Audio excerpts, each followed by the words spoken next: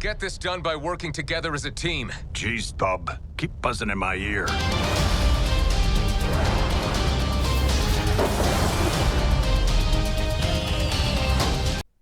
Hello everyone, thanks so much for joining me here today as we get to talk about one of my favorite subjects, comic books. My name is Jose. I love comic books, I love talking about them, I love sharing them with you. Feel free to follow me on social media if you would like. Links are in the description below. I've also posted a link to the Marvel fan site that I have plot synopsis and character bios for this issue. The Uncanny X-Men 196 from 1985. It is part of the Secret Wars 2 event that was happening during this time. We are not covering Secret Wars 2. We've got this cover here of Wolverine with his claws sheathed. You can see him right here. That just is lovely here. And we've got Rachel Summers, and this appears to be just some random person. I almost thought it was Kitty Pryde, but I don't think it could be. It could be Kitty because there's Storm, and then this would be Rogue and Nightcrawler. So yeah, this would be Rachel holding on Kitty, and it looks like the cover is inked by Terry Austin. So we haven't seen Terry Austin since he left when John Byrne left. So really cool cover here. I like it. And so this was the issue of Classic X-Men. It was a 100th issue. And I do prefer the John Romita Jr. Cover. So what was that? And so Columbia University in New York. And so we've got Charles Xavier here. And he's hearing somebody telepathically. We've got no choice. He knows who we are. He knows what we did. We've got to kill him. So, a Stanley presentation starring the Uncanny X-Men. Chris Claremont writer, John Romita Jr. and Dan Green handling the art chores. Pretty much everybody. Same team as always. Glynis Oliver, Tom Ozakowski, Ann Nocenti, and Jim Shooter. So great splash page. Even if it's just Professor Xavier with his eyes wide open, it just the whole thing. It's a perfect splash page here. You can see a little bit of dry brush being utilized right there. So, all right. And Professor Xavier thinks here, a thought, I heard it in the hall. Some of my students, they're planning a murder. But who? And so he's looking around. Which is the victim? And which is the killer? And Xavier says, how easy it would be to probe their minds and learn the truth. How maddening that I cannot.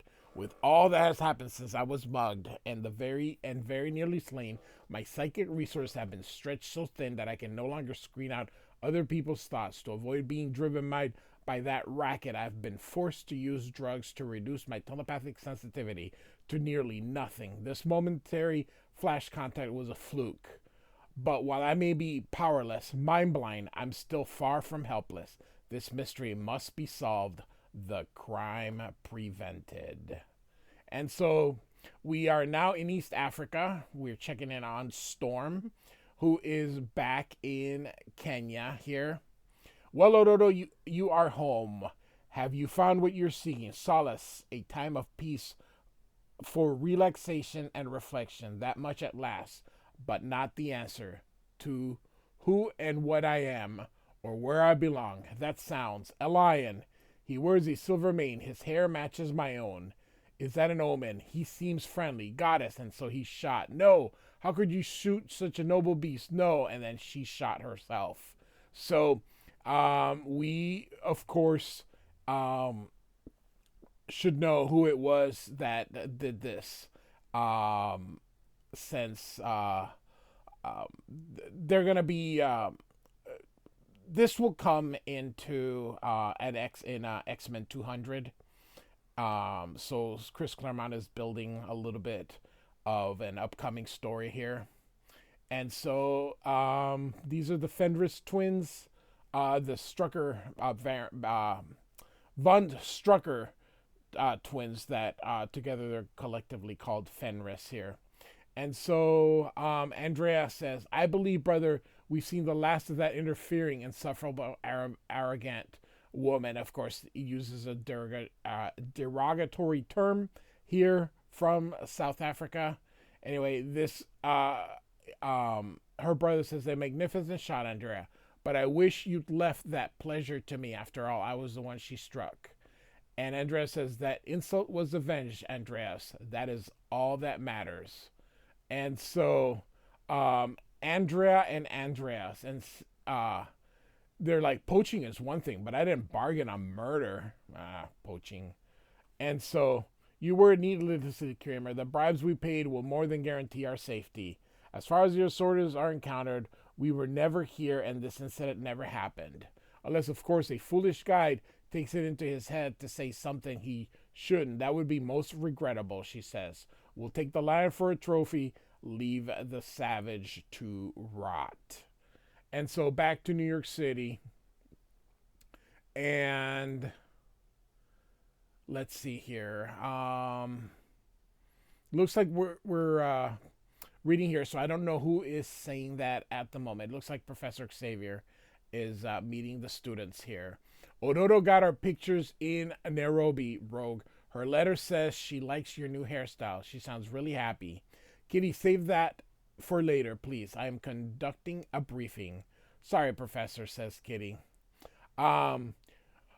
You now know everything I do. Among my class are a band of potential murderers and their victims. I have no empiric proof, however, which precludes my involving the police, says Xavier.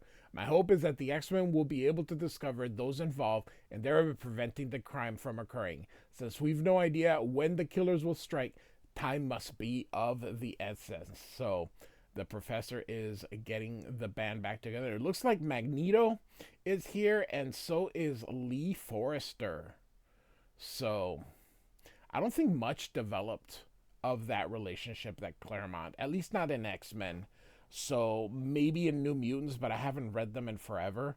So perhaps I also have a playlist with New Mutants. Feel free to check that out as well. I have playlists also for X-Men, the X-Family, all sorts of stuff. So, and so Xavier continues. I have a list of my students together with where they live. Some are away for the weekend. We'll assume that places them out of danger, at least temporarily. We must reach the rest tonight. And so, whispering here, I hope the prof isn't scanning my thoughts, Colossus, because they aren't very charitable. Magneto, it's really Magneto, but I say Magneto because most people say Magneto, but it's Magnet with an O. It's Magneto. And Jim Lee, by the way, pronounces it Magneto. So you know what? I shouldn't care what other, it's, if other people wants to say Magneto, then so be it. But it's Magneto. So, so she continues. Magneto is a villain. Crumbs. Not that long ago, he nearly killed me. How come all of a sudden we have to be nice to him? They look so suspicious. Magneto. The X-Men don't like you. They don't want you here. Sorry, that was Alice there. In the past, I've given them good reason to feel so. So everybody's whispering here. Great guy, that Nimrod.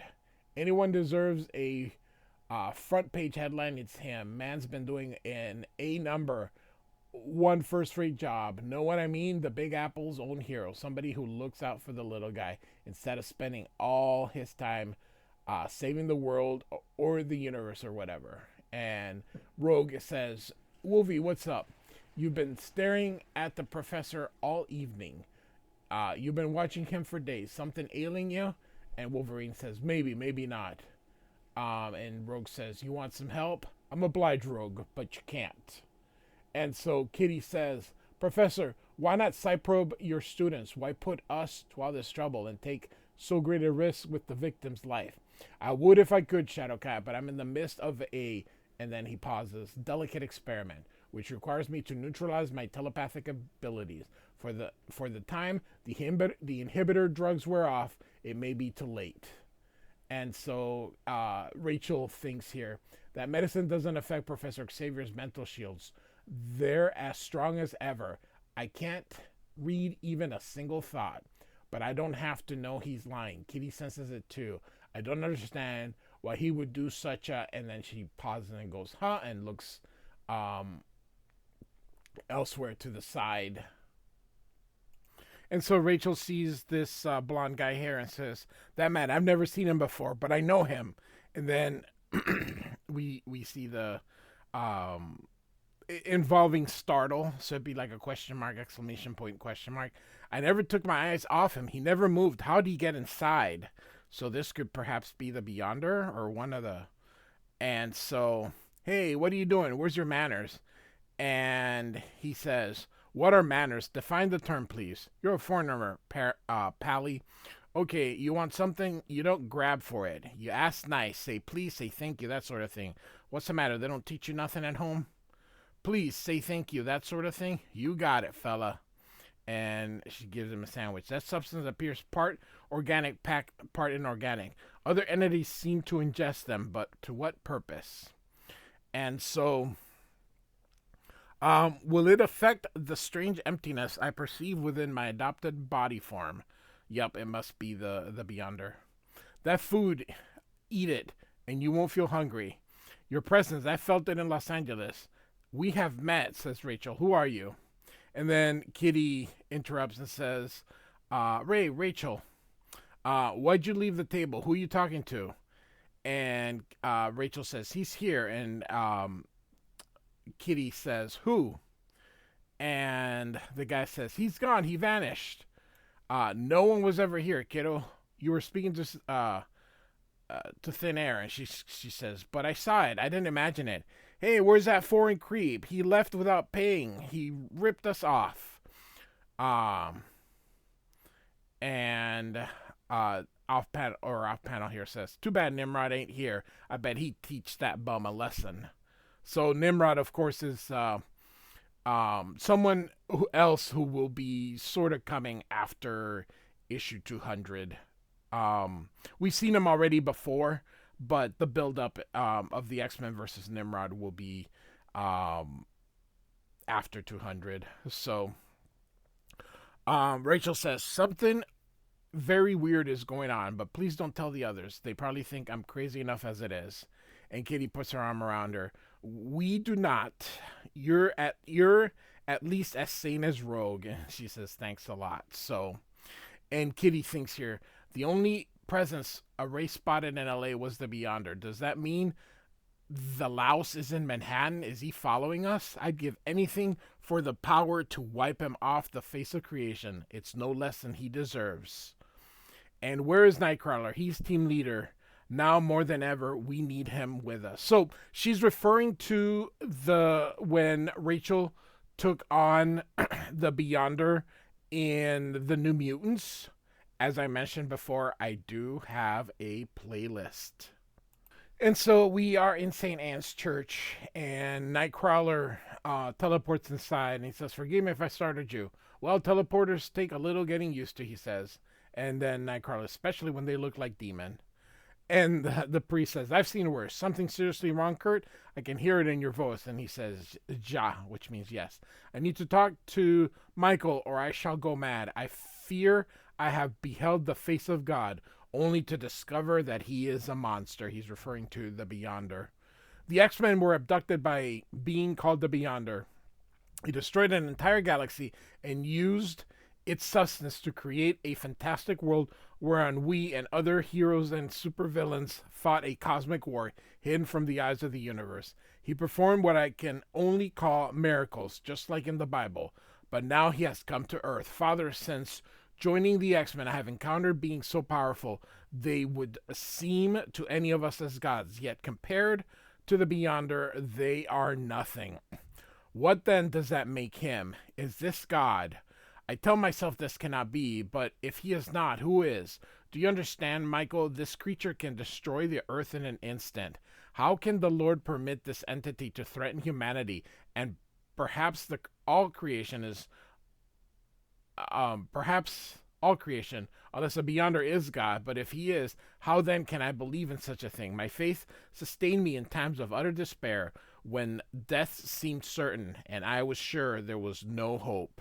And you can see Nightcrawler really having a crisis here. But now I search for it, and I find only emptiness. That blessed inner light has fled from my soul. Thanks to the Beyonder, I am hollow inside. I am lost. So, Claremont dealing with Nightcrawler, whom Claremont made Catholic. So we've got different, Kitty Pryde is Jewish, Nightcrawler is Catholic. So different religions as well. And during this time, no Islam. So. Later at Columbia University, and so we got some students saying, will you hurry it up? Back off. This is delicate equipment. Some of this stuff we swiped has never been tested. You want I should make a mistake? Says one of them. And the other one says, I want you should shut up and work faster. This is taking too long. And the two guys here kind of being, look, relax, will you guys? Jeez. And then they see a light. Hit the floor. Not a sound from anyone. It's campus security. And so they're like, woof. No more fooling around. Let's finish and get out of here. We've pushed our luck. And so you can see here they're creating some bomb, and it says it's done. The mutie's as good as dead. So they must be referring to Professor X. And so here you see Rogue carrying Rachel here.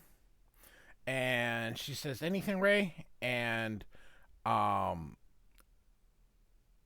Rachel answers, lots, but not of any use. The island's so crowded, so many people, so many thoughts. It makes the proverbial needle in the haystack easy by comparison. And Rogue says, gotta hand it to Magneto, though. This idea of his could be right on the money, using your telepathic talents in place of the professors. And she continued, it's strange picturing him as a good guy, but then who am I to talk? And Rachel says, in my era, Magneto was both friend and hero. He took Professor Xavier's place and led the X-Men after, and then she pauses, after. And Rogue says, hey, kiddo, that's your past, but still our future. For us, those events haven't happened yet, and maybe they won't. Charlie ain't dead, and this Earth ain't nowhere near as nasty as the one you come from. And Rachel says, Rogue, a sight flash of pain and fear from the alley below. A boy is being attacked. And so we see a mugging. 3-1 odds. Nice bunch of guys, says Rachel. Let's take them. And so you can see Rogue deals with these two, and Rachel side blasts this guy here. And he goes, are you all right? Did they hurt? And he goes, you flew. Doesn't everybody? Who? What are you, muties? Is that important? We came to help. And then the guy's like, get away from me. And they're like, look what that jerk was writing on the wall when he was jumped. And it's kind of funny that they just assume they're mutants on the X-Men, and then any other thing, like, you don't see these other heroes, like in the Avengers and stuff, you don't see the mutant thing, and it suspends a little bit of the disbelief that when dealing with the X-Men, people automatically assume the mutants, but then you see someone like, say, Captain Marvel, and I know during Captain Marvel, during this era, it was Monica Rambeau, but still, she flew. You didn't say people, hey, is she a mutant? Spider-Man, oh, is he a mutant? Or, the Fantastic Four, or are they mutants? No, and I understand why on the X-Men they do this, but after a while, when as you get older and stuff, you're like, why?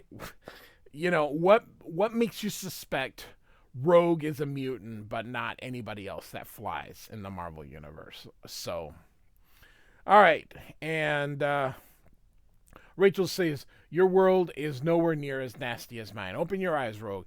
Everything I endured, all the horrors, is repeating itself. Perhaps not exactly the same way, but the general trend's the same. I've already seen everyone I love and cherish slaughtered once in my life, but I won't let it happen again. Never again. And she uses her telekinetic to destroy the wall. And then that uh, person watches her, and the Beyonder thinks here, this entity, Rachel's power is extraordinary. She is she is akin to a young star that has just begun to glow. Of all the beings I have encountered in this world, she is potentially the most like me. How strange. She seems unaware of how bright she burns. She and her fellow entities are most intriguing. I will observe them all a while longer. And so now at the library steps here. Another report, Wolverine, from Rogue and Ray. No joy. We've covered well over half the professor's list and found nothing. I hope that's good news, says Kitty. And so Rachel says, Professor just radioed, and then she coughs. He and Magneto are, and then she coughs again, heading into the faculty office and just cough, cough, cough. And then she takes away his cigar. Give me that. And Wolverine says, your funeral, Pumpkin. So she takes she takes a drag, which is kind of funny. Again, she's a minor. And then she's like, I warned you, says Wolverine. And then he says, how can you stand that awful thing? And he says, acquired taste. Besides, with my fast healing power, smoking doesn't do me any harm. Same can't be said for you. And she's like, no fear of that. This is one vice I'll skip, assuming I live. And she's like, cough, cough, wheeze. So, oh, she's even crying. This is great. And Kitty says, what do you think of the professor and Magneto? He says Magneto's changed for the better, but how do we know? How can we be so sure? And Wolverine says, we all got doubts, Pumpkin. Time will tell. I change. You've changed. Ororo, Rogue, we all changed since we joined the X-Men. Why not him? And Kitty says, suppose he's fooling the professor or somehow has him under his control. I mean, did you believe for an instant the story about some stupid experiment? And she continued, he looks sick to me, Logan. I'm really worried. And Wolverine says, me too, Kitty. And she says, why won't he level with us? And Wolverine says, who knows? My instincts say Maggie's legit. As for the rest, I say we trust Charlie, play his hand through to the end. We owe him too much to do any different. I have been doing since Giant X-Men #1, which I covered as Classic X-Men #1. I have every single issue done, and the evolution of Wolverine is one thing that you just notice so early on, like, this, who is this Wolverine? And then little by little, Claremont just starts doing, till now it's the Wolverine that you recognize. And it's just so how it's been changed, the transition from jerk Wolverine that he was in the beginning to now the modern version, which this is the modern version. You know, that transition took about 10 years or so, but it's pretty cool. If you wanna, like I said, I got several playlists. Check them out here. So anyway, Kitty says, I guess so, and she takes off running. This next bunch of suspect is mine, and she says, take care, Pumpkin. And she says, don't I always? And you can see her floating above. It's such a pain sometimes having these absolute terrific powers. I can pass through walls and walk on air, and yet be unable to tell a soul. And so here is the Beyonder, but she doesn't seem to see him at first. I ain't lying, but for my safety, maybe my survival, and that of people I care for, I have to. What makes me so horrible, so fierce, is simply because I'm a mutant. The 6th floor for storage, it should be empty, especially at this hour, so she can't see him. He is keeping himself away. And as she walks through, she goes, brr, all of a sudden I'm freezing, like I just passed a ghost or something. Gotta be nerves. I'm all alone up here. Wolverine would love this. He's probably laughing and say, that kid's got too much flaming imagination for her own good.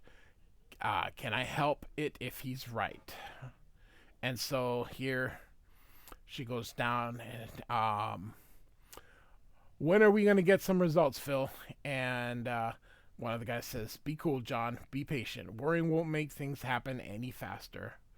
And Kitty comes through. Won't make what happen, of course. They go, Pride, what are you doing here? I saw the lights on, Roger. I figured I'd stroll up to see what was cooking. You guys running an experiment? What? Didn't you tell me? I'm part of this seminar too, you know? And so, it's a private project. Oh, hey, may I? Thanks a lot. I'm starved. So she grabs some pizzas and she's like, anchovies, yuck. Who puts anchovies on pizzas? I don't get it. Everybody got very tense the moment I walked in. Something's not kosher. But what, drugs? Or have I hit pay dirt? Nah, I couldn't be. This crowd murders, not a chance. We locked the doors, Kitty, and set the alarms. How'd you get inside the building? And she says, give me a break, Bobby. I know this, that hardware inside and out. Love the mustache here. Such 80s haircuts here. Bypassing it was child's play. And this guy says, I hadn't thought of that till now, Brad. But you attend Charles Xavier's private school upstate. Common knowledge, so what? And so he says, you a mutie then, Pride, like him? I do no Phil. And then she, of course, calls him a slur. Now, before you guys get all upset at Chris Claremont, just know that he's trying to make a point. Because they use the derogatory term for mutants, which is mutie. And of course, the guy didn't like that. So she says, watch your mouth. And she says, what's yours? Especially when you use words like that and try to be intentionally hurtful. All of a sudden, Phil, I don't like you anymore or your buddies. I think I'll be on my way. I'm supposed that in the reprints that they didn't censor it, but it shows up on the in the collections. So the words have never been censored. And she says it again. Kitty Pryde does it again, I think, in XMen 210. So we get a second thing. So I'm just surprised. So this guy again says, not yet, Kitty, not till we get some answers. And Kitty says, I've warned you before, Phil. You play with the gun, someone's going to get shot. And this guy says, maybe you. You sure you want to go through with this, Mark? If I'm a mutant, do you think it's wise to cross me? And if I'm not, how do you think assaulting a 15-year-old girl is going to look on your record? Let's call it quit, guys, before things get out of, and all of a sudden, she's hit with mace here. And then they get chloroform to knock her out. And of course, she's like, stupid girl, you let them get the drop. And now you're nailed. What do we do with her? And he says, same as with Xavier, Johnny boy. We waste the mutie. And she's like, no. And so back at the library here, now we got Colossus, Wolverine, and Rogue. And I like just Wolverine just chilling here. I think, Tavares, we are chasing wild geese. And Wolverine says, maybe. We'll know soon enough, pal. And Rogue says, I wonder why we bother. Even if we succeed and save this mystery sod's butt, it won't make no real difference to us. We're still be outcasts. We'll still be hated. Would I be any worse off if I'd stayed with Mystique and the Brotherhood of Evil Mutants? Again, I hate that name. They wouldn't call themselves Evil Mutants. They believe in their cause. They believe themselves to be righteous. So, don't really think so. I tell you all truthfully, if I'd known what that creep was writing on the wall, I'd have flown on by Ray 2, she says. And so here we got Magneto and Professor. And Rachel says, only I seem aware of the presence. I guess because I'm a telepath, I felt it hovering around the X-Men all evening. But I've been unable to get a fix on it since our encounter in the deli. I think it's the Beyonder, yet his psychic emanations have changed markedly since we fought in Los Angeles. He seems different, in mind as well as appearance. And Xavier says, perhaps he's growing up. And Magneto says, evolution in a god, Xavier, isn't that a contradiction in terms? If he is to be all and end all of existence, what then is left for him to learn? And so, Professor Xavier, Magneto, he's here, but the room's empty. Was Oh, there he is. Sorry, I thought this was Rachel for some reason. And so I'll mind link the three of us. That'll allow you access to my enhanced perceptions. Then you'll see it. But Rachel use of her sci-fi trips the booby trap planted in Xavier's office. It's called a psi scream. It's designed to amplify any amount of psychic energy used in its vicinity 100-fold and reflect it back on its source. To Rachel, her senses and perceptions heighten to their ultimate extent, her defenses equally vulnerable. It's as if her very blood has just been transformed to acid. She screams with all her heart and lashes out with all her strength. So you see that here. Nice vertical panel here. And so the X-Men see him, and so Rogue catches both of them, and then Colossus does a fastball special here to Wolverine here, and he gets up there, and you can see Wolverine pop his claws with the snake. Ray, how you doing, girl? And then Wolverine says, what a mess. No unknown human sense nearby. No residue of cordite or plastique. I don't get it. If a bomb didn't do this, what the heck did? Unless, and then Wolverine hears her crying. She's telekinetic. Was she the cause? But why? And then he's like, uh-oh. And she says, Kitty, my Kate. And all of a sudden, she transforms. They're killing her, huh? What are you talking about, girl? What are you? Where'd that outfit come from? And her face.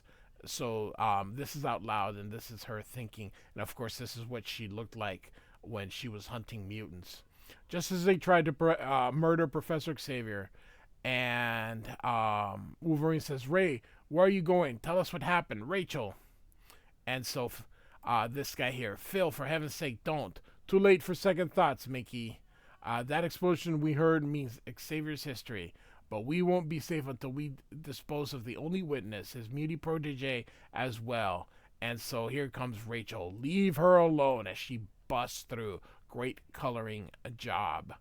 Although when you look at it, he really did skimp on details. But a comic book is half this size. So, all right. Rachel says, Kitty, I'm in luck. I'm in time. I can sense a heartbeat. And her thoughts are as wonderfully normally chaotic as ever. And this guy says, another one. No big deal. No problem. He shoots. But she uses her telekinetic to reflect the bullet to him. And she says, pathetic human. You think you could take a telepath by surprise? Or that your gun would be any threat to telekinetic? And so Magneto says, stop. And this guy here says, the bullet, something's keeping it from hitting me, which of course it's Magneto here. I am the master of magnetism, a mutant. Mine is a power that holds the shell at bay.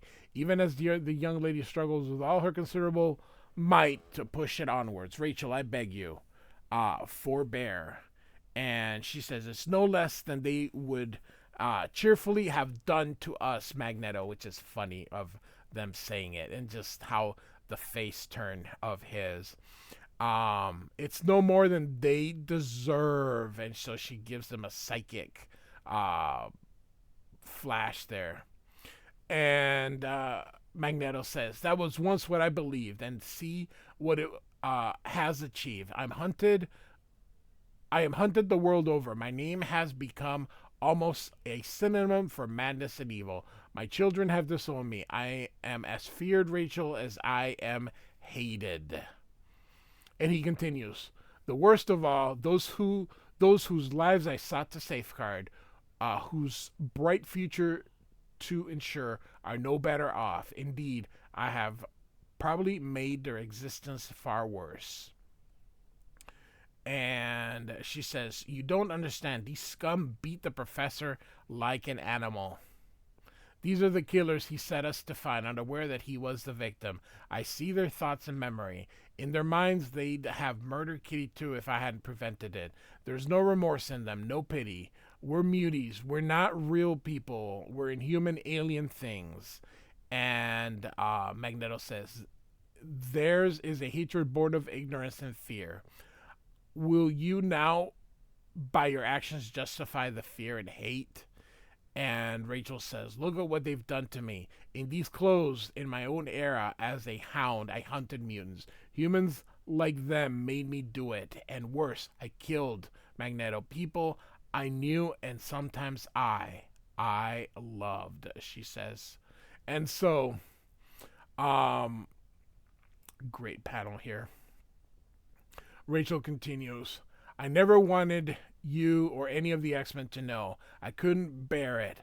But they pulled my secret from me. Thanks to them, I can't hide my shame any longer. For that, I want them to pay." And Magneto says, "For those who tormented you in the future..." Oh, sorry. "As those who tormented you in the future cannot." And she says, "Yes." And Magneto says, "Then kill him, child. Prove your superiority. Slaughter them as callously, as mercilessly as they would you. Let them see that you are no better than they are. That you can return hate for hate and blow for blow, life for life. What are you waiting for, Rachel? Do it. Give them the final victory." And so she drops the bullet here. "Magneto, I may never forgive you for this. We've attracted a lot of attention. Cops and the fire department are on the way. The X-Men shouldn't be here when they arrive." So, and Kitty tries to call her out, and Rachel says, "I don't want to talk, Kitty, okay? I know you mean well, but I'm really not in the mood." And Kitty Pryde says, "I only wanted to say thanks." And Rachel says, "You're welcome. We needlessly worry about the slime revealing our identities. I'm telepathically erased any memory of the professor and of the X-Men. I know he doesn't approve of that, but right now I couldn't care less. I love you people more than my life. I'll do whatever I have to protect you." And Magneto says, "That was very near things, but for all her bitterness, I believe Rachel will be all right." And he picks up Kitty here, and she says, "How did you know what to say to her?" And Magneto says, "An easy task, Catherine, for one who, like Rachel, has dwelled too long in the valley of the shadow of death. In too many tragic ways, we are kindred souls, survivors of the Holocaust, children of the abyss." And Kitty says, "Maybe the prof's right. After all, you do have the makings of a hero."